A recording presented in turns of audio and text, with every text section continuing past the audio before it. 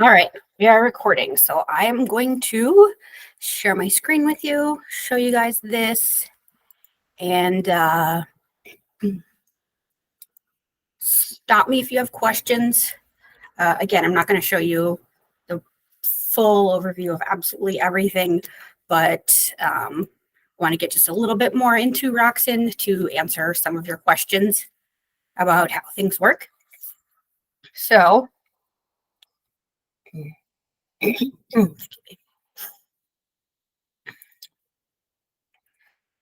so we've got a story in Brightspot.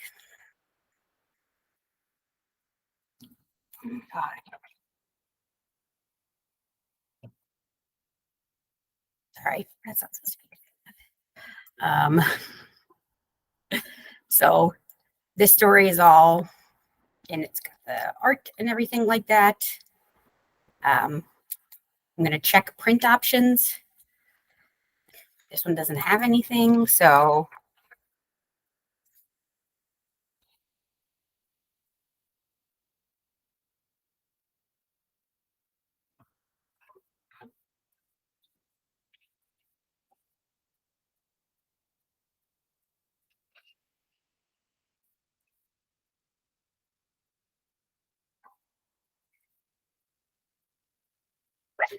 I've got the print options filled out.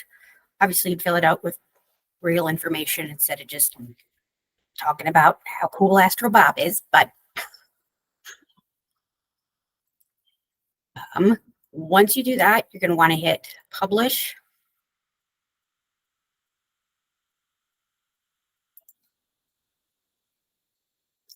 So that those changes get saved.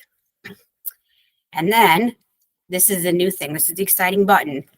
You people are the only people who are allowed to touch this button, okay? Get excited. Your own personal button.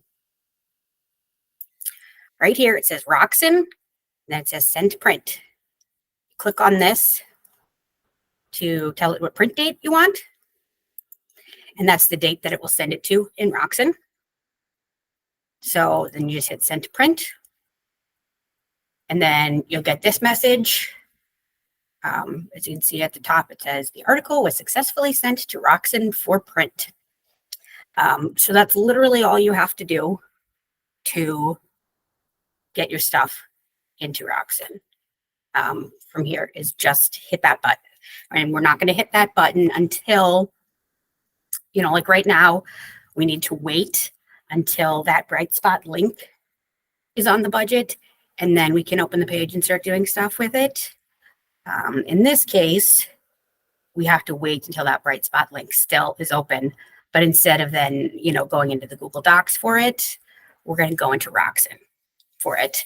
So we're going to go in, check that it has what it needs, do a quick read of the story, all that kind of stuff, and then select the date and the send to print button. So, questions so far?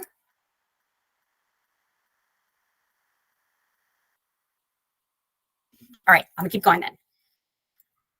So once you get into Roxen, then you go along the top here. I hate that you guys can't see my cursor.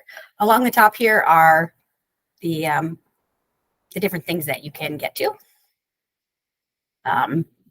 So standard is going to give you this view. So did I do the 16th? Okay. So this is that story that I sent through.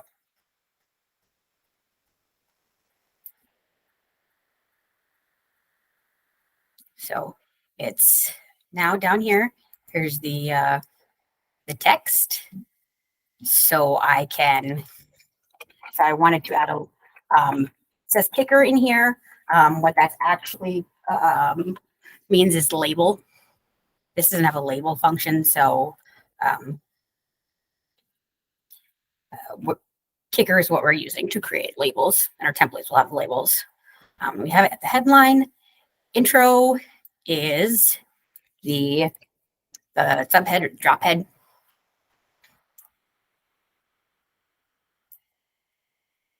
So then here's the story. If we needed to edit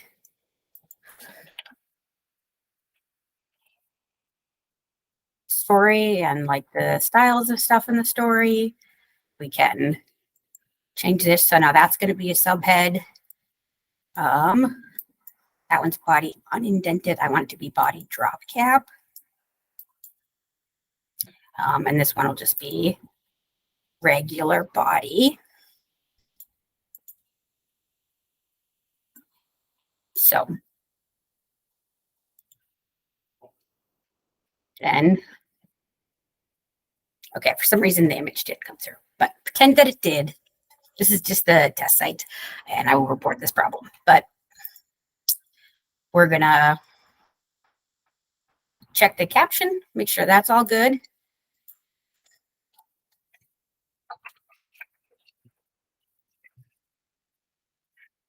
Make sure there's a credit. All of these things I should note have statuses. So now that I've looked at this photo and changed everything on it, I can change this to in production. So if you see down in this window, second from the left on the bottom, where it says vintage painting of a fireball, I hate that I can't circle that or anything for you. It's changed to a blue box that says in production.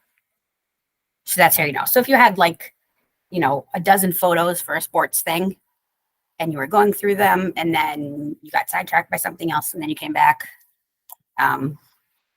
if you have changed the status like that, then you know that it's okay.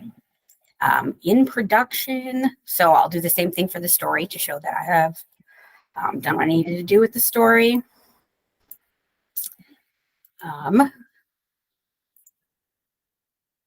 Says there are quotes, but they don't appear to actually be there. So, but down here you can, I just added a fact box. So now here's my fact box.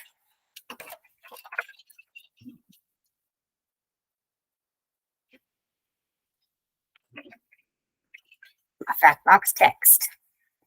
So this is ready to go. I'm excited. Are you guys excited? So basically, there's just a bunch of ways that you can edit the stories in here. Change the status of the things that you have already worked on, and then add more things. So this one, as you can see, like it has spots for a pulled quote, but there's not actually a pulled quote. If you wanted to pull one out of the story, you can do that.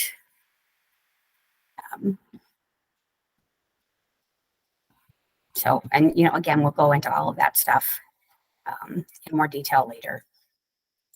So,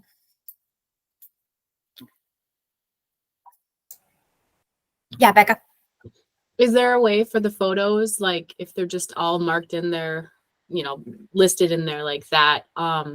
Is there a way to know which one is supposed to be the lead and second and third, fourth, and to infinity? Yeah. So if this was working correctly, there would be a little thumbnail of the image, and you just drag the ones, like if it's the lead, you move it to the top. Okay. You know, if you're like, oh, this one is crappy, that goes to the bottom. Yeah, you just drag and drop and move them around so that they're in the order. Because depending on what template you have, you're only going to be able to get so many photos in. So, yep, you want to prioritize it like that. Yep, Emma. Okay. In a situation where more than one location uses the same story, are we able to do it to change it every time, or is there a spot where we put notes, or how is that? Yes. So how it's going to work is, say Fargo wrote the story that's being shared. So it comes from Roxen into Fargo. It gets edited there for Fargo's needs and set up. Then we're going to have a button somewhere. There's going to be a button here that says share to network, I think is what we decided for it to say. And that is going to send it to a dummy publication that we set up. And that publication is going to be the holding ground for all of the, for all of the shared stories. And so then if you're doing Dickinson, Emma, and you want that story from Fargo, you go to that dummy publication and make a copy. The send to network button breaks the link between this story and that story. So once it gets to the dummy publication, like Meredith, you go through it and delete stuff that's like super Fargo specific because the rest of the network isn't necessarily going to care. And, maybe add a couple of paragraphs from, a reporter in Jamestown or, whatever, to have that edited version. And then for you to put it into another pub, you will just make a regular copy of it. And if you need to make changes to it, which is fine, you would just have to hit this. Again, I hate this. Okay. So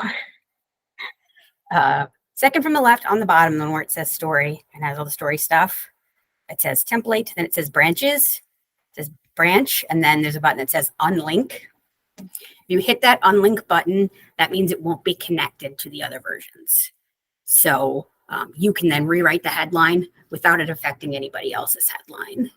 If you need to trim 100 words out of it, you can trim 100 words without affecting anybody else's words. You just have to make sure that you hit that unlink before you make changes to a story that you get from the network. Does that make sense? Yeah. A follow-up question to that is then if something gets updated on the main, that won't be updated, right? Because you broke the link. If you've broken the link. Yep. Yeah. So what we're going to have to do is just be good at communicating in Slack when there's updates on stuff. Or if it's like, oh, we looked and actually Nelson is O-N instead of E-N for this one. And so we'll just have to communicate those. But we would go through the steps again of making the copy and everything. Yep.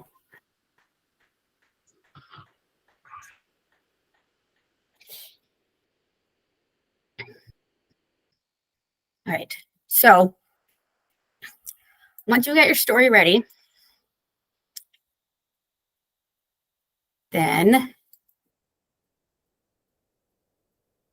you want to put it on a page. So here's Duluth for the 16th because it's, that's why I put in here that I was working on. So it knew that already and got me the pages for the 16th. I'm going to right click on this page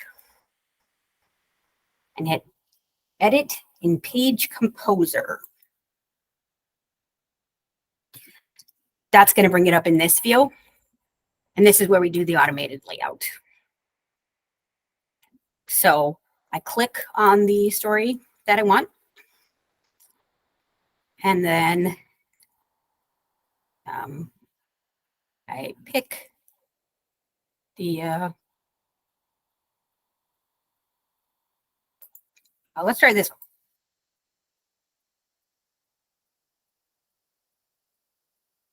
So I pick that one and then I hit place. And then I decide I want to go all the way across. Then I can hit apply.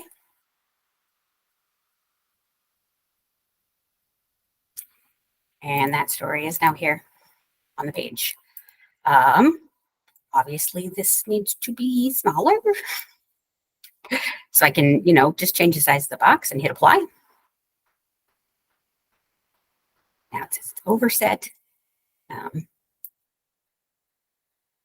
Make this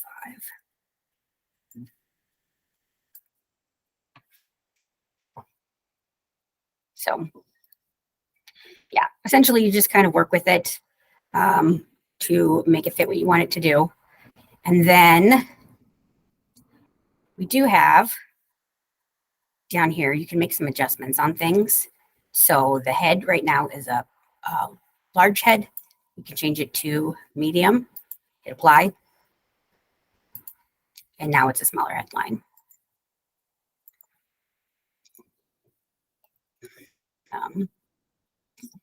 The hold quote is not actually visible in here because there wasn't one. But if there was, as you can see, this template gives us the option to hide or show the pulled quote. So let's say there was a pulled quote with this story and then the story was too long, was taking up too much space, I can hide the pulled quote to get some space back. Yep, Emma.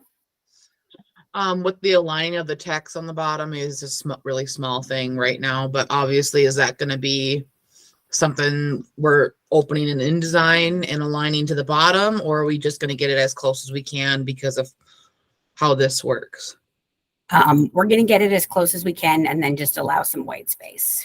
Okay, so there's an extra Yep. line of white at the very end or something like that. That's going to be okay. Yeah. So like if I look at this one, I think I just got new glasses and I still can't see, but I think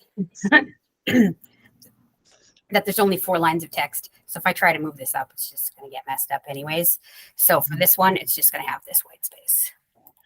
But I can decide that I don't like that the subhead doesn't take up all that space. And then I can go, excuse me, I can close. I can go back here.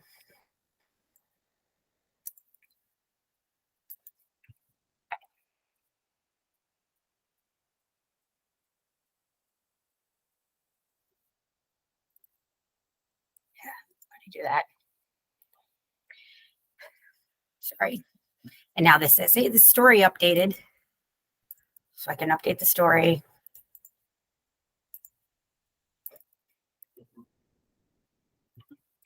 Screw it. Please.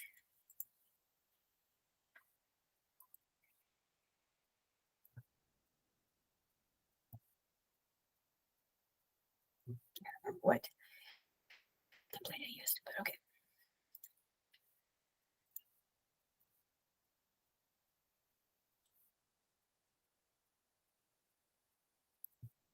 So now it goes farther over and I can kind of tinker with it. Yeah, Michael, you raised your hand? Yep, I was just going to say that as we've made some of these templates, this one doesn't seem to have kind of, for lack of a better phrase, the text box collapsing. A lot of the ones that we make, the text will jump up to get as close as possible to evened out. So this one just doesn't have that built in just yet, but you won't have to, go up one line each time trying to make it work. It'll just bounce up for you once we get all those ready to go. It won't be perfect, but it won't be, as small increments over and over again. Yep. All right, Becca? Are we going to be able to manipulate the tracking and kerning in this? Sucking it in and letting it out? Nope, we are not. Okay. So, and that's part of the reason that we're just going to learn to be okay with some white space. It's different for all of us, but we can do it. So, okay, questions on that so far?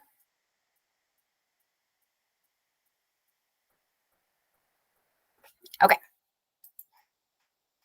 Now, let's see if I can make this work. Oh, my computer's been fussy today. Let's say that story is a CP and I want to add something, or there's a library element I want to add that I can't add through Roxen. If I right click on this, I can hit edit in Adobe InDesign, and it says it's working. Hang on.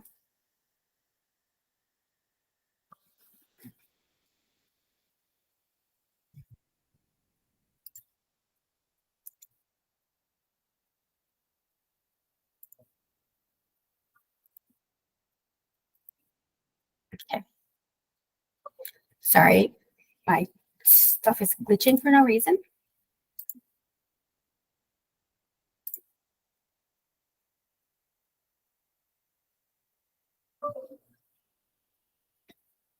There it goes. Okay.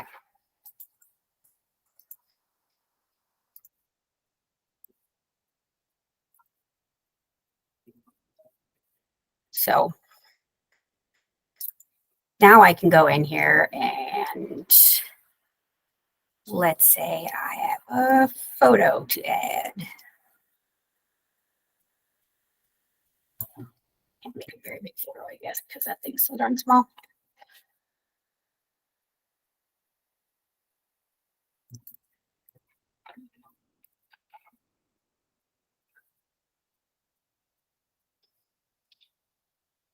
All right. Good stuff.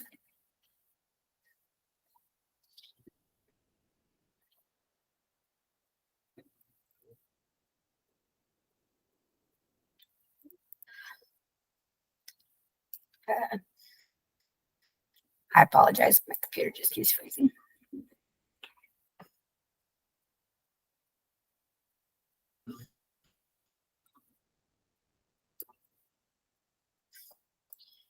All right. So,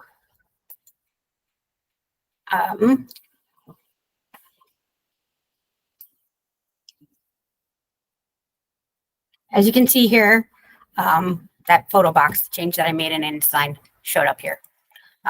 Obviously, this is not acceptable design. I'm just trying to show you how the stuff works. So, for example, for CPs, we're going to be putting the story onto the page here in Roxen, getting it kind of set up with the basics, and then opening that page in InDesign and adjusting that CP design to personalize it, to make sure it's our standards, to make it more creative and all of those things. But Roxen will place it, and then that's how you open it in InDesign. Questions on that? Yeah, Emma. If I'm jumping the gun, I apologize, but what about jumps? So for jumps, there are special templates for jumps. So if I would have picked a jump template here and then ended the story here, then in my story list that I had in Page Composer,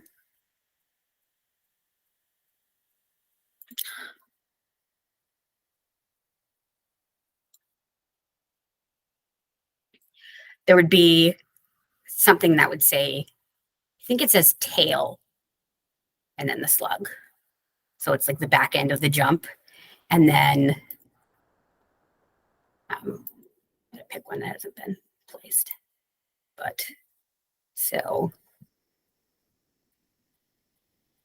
let me see if I can find one that says jump.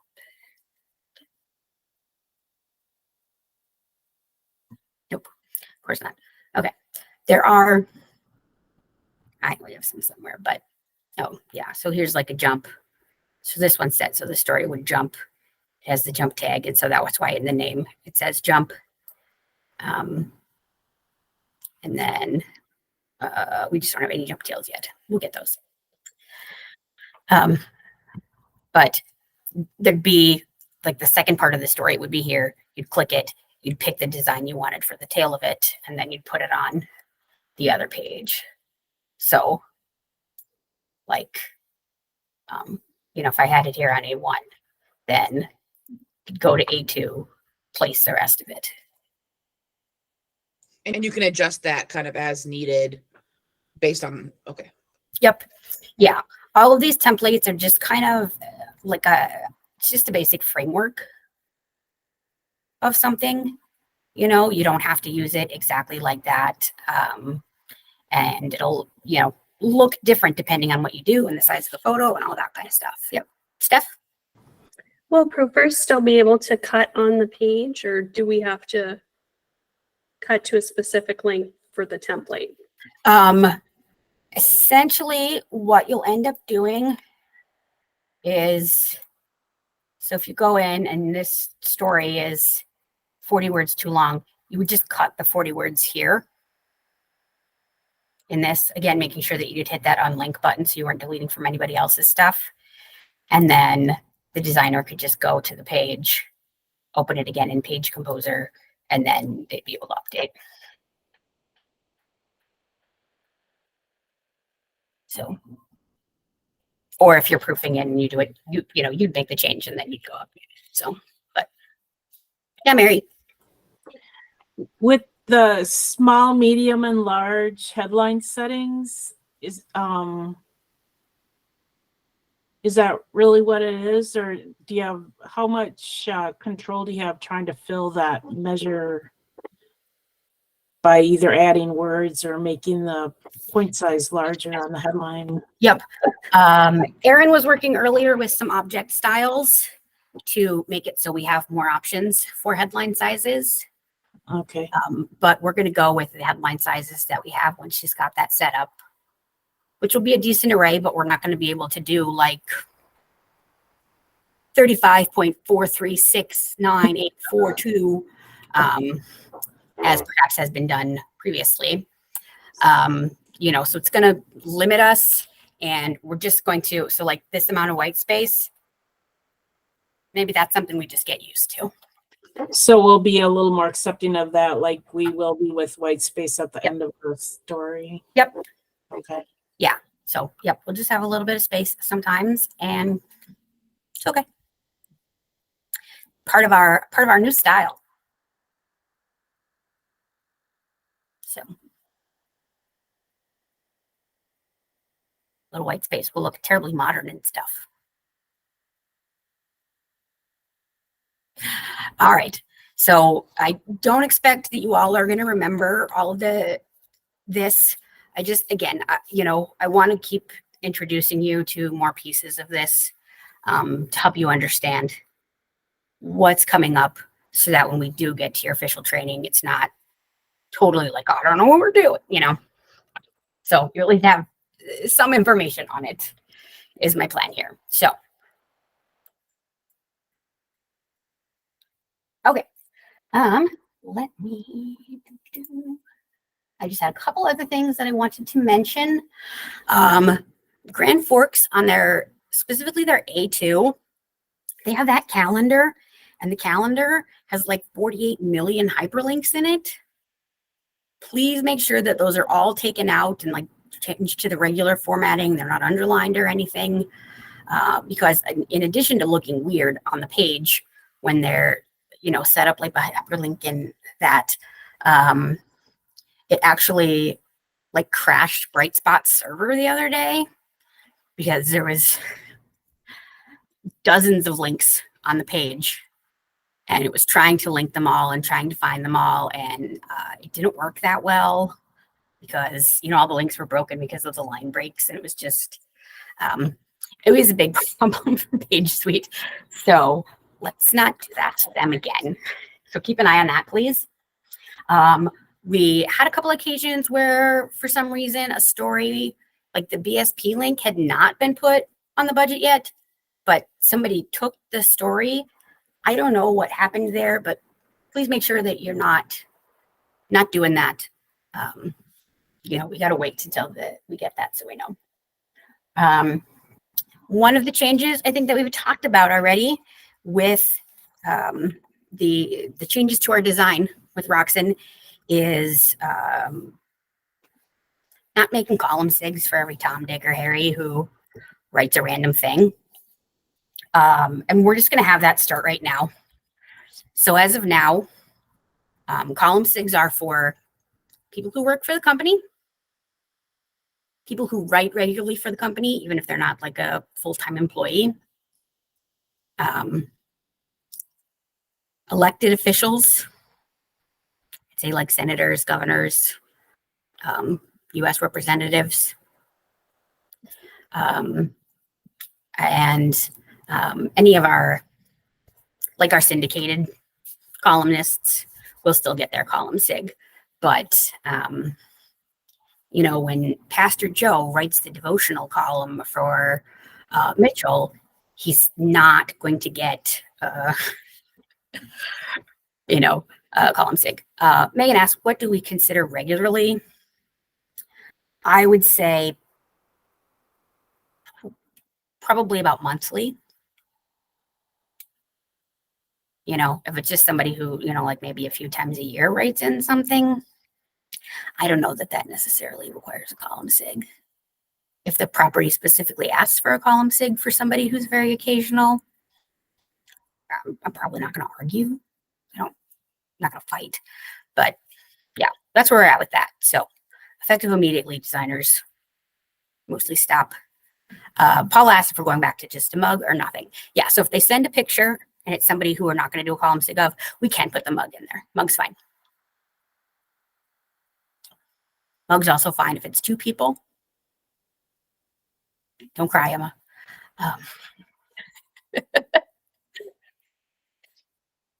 She's muted so that I can't hear what she just said about me, but I bet it I'm was trying. Paula said, and keep the byline off. Yep. So yeah, keep the byline, and whatever tagline about them, and then yeah, you can just have the mug. So, oh, okay. Lastly, we have kind of a tentative timeline for the Roxen rollout. So, let me bring up my list so I can.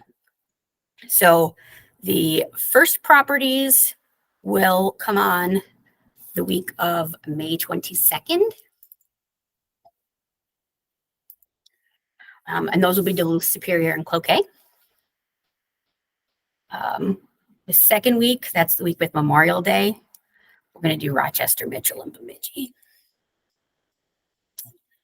Week 3,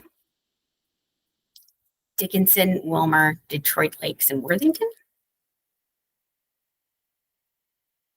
And then week 4, that starts June 12th, Grand Forks, Brainerd, the PEJ, Alexandria, Perham, and Wadena.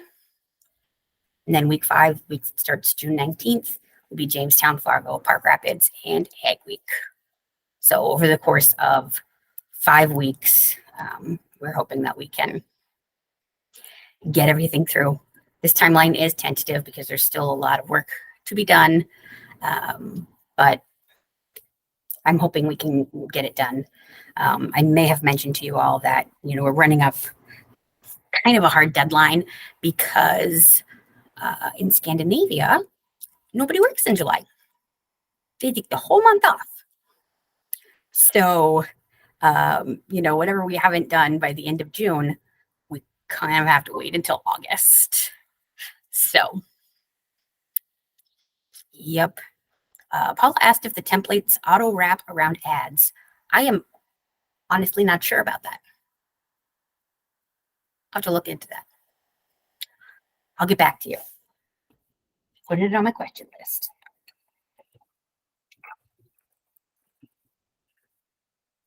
Okay, Lily.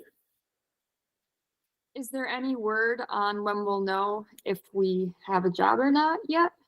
Or do we know when that's going to be? I am meeting with HR again soon, and I hope to have answers for all of you soon. Because yeah, I know it sucks to just be kind of waiting and worrying. So.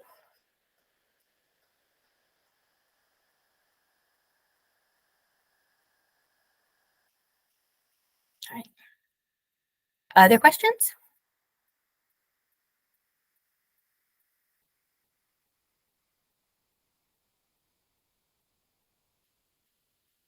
Okay. One last thing I will say, Memorial Day is coming up. If that's a day that it is important to you that you don't work, or the day before, like, around there, designers, let your team leader know by the end of the week. Pod people, shoot me a message also by the end of the week so that we can adjust Memorial Day staffing accordingly.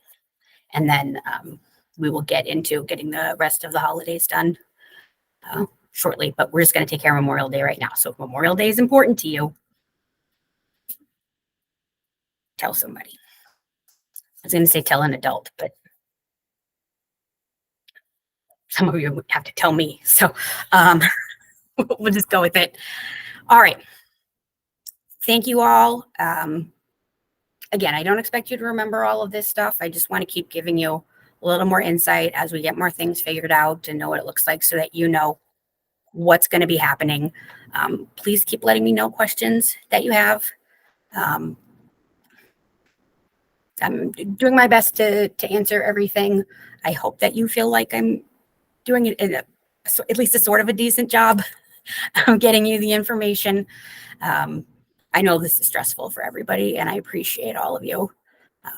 getting through it, doing your best, doing good work still. And yeah. Now Mava Klimt. Okay. All right. Let's end this meeting. It was nice to see all of you.